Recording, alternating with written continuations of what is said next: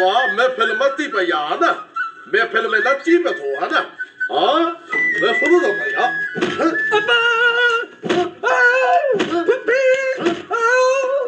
नींदा सका हां वो तो मत न तो नचा तो पुफी थी मारे जे नचा तो तू वने तो बचल वीचारो काडे वने अब्बा ज़मानो ज़ालिमा बिन प्यार कंदड़न खे मिलण ही न थो ॾे पाबंदियूं हणी छॾियूं अथव ज़माने मूंसां ॾाढो ज़ुल्म कयो आहे मुंहिंजो यार मूंखां ज़ार कयो आहे गुलूअ मूंसां ॾाढो ज़ुल्म कयो आहे अम्मा कुछ अकुल कर अकुल इन उम्र में तू प्यार कदे ठही कोन थी अम्मा छो अब्बा दिल सिर्फ तव्हां जवाननि जे सीने में थी धड़के असांखे दिल कान्हे का तव्हांजा अरमान सभु पूरा थियनि बाक़ी असांजे दिल में को अरमान ई कोन्हे अम्मा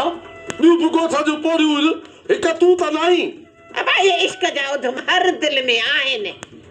पर ज़माने जे मयारुनि ख़ातिर वेचारियूं माठ में आहिनि सागण चवंदी आहे सच तॾहिं सभिनी खे लॻंदो आहे मच मोहबत कई अथमि त इहा मंज़िल ज़रूरु माणींदसि कंहिंजे चवण मुताबिक़ मां पंहिंजे मोहबत जो क़त्ल कोन कंदसि हक्का पुफी तोखे मोहबत करण जो पूरो पूरो हक्का बात बंद करे भी बच्चो बात बंद करे भी मां वॾो किनो माण्हू आहे मुंहिंजे था मरी पवे ॿुधी पाजी मां सां कोन थो सघी उन जो कसूर वरी मुंहुं बचण में थो कढी अम्मा जो बाप भई लिहाज़ थो कयां इन जे करे उन जे मथां हथ नथो खणा वो ॿुधो न अथई हाणे दागीअ वारी खे त कुनीअ वारी कंद करे छोरा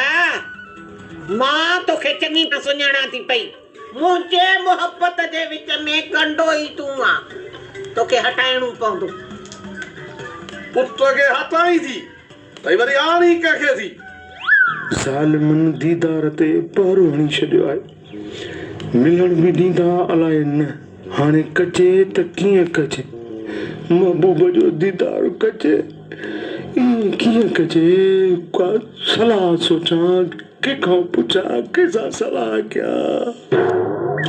अस्सलाम वालेकुम केर खान वालेकुम सलाम साला साहब इहो छा चई छा मूं भला कुझु ग़लति चयो छा चयो त